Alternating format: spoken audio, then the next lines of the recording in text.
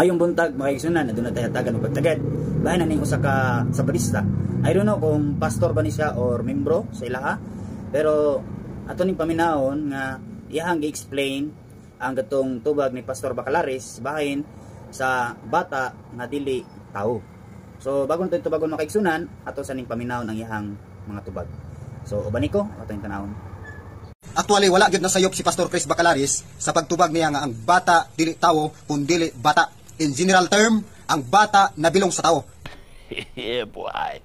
But specific man gyud ang question. Nga naman tungod kay gusto ipalusot sa mga CFD o sa Roman Catholic Church nga ang bata or infant pwedeng bautismohan, mao mo ginitumong sa iyang pangutana. Kay kung ingon si Pastor Chris Bacalaris nga ang bata tawo, iya ding ipalusot nga ang bautismo alang sa tanang tawo. So walay infant baptism sa Biblia. In specific term, ang bata wala na bilong sa tawo.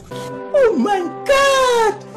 Wow! In general term, nabilong sa tao ang bata. So lahi ang specific term.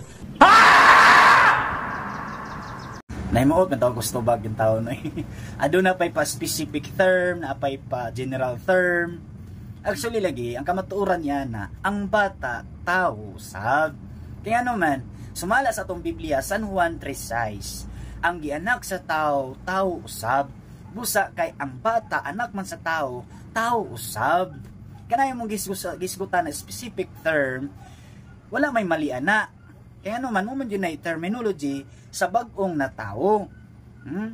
Bata, dapat gani ang correct pa magani na terminology ana kay infant sa bagong gianak.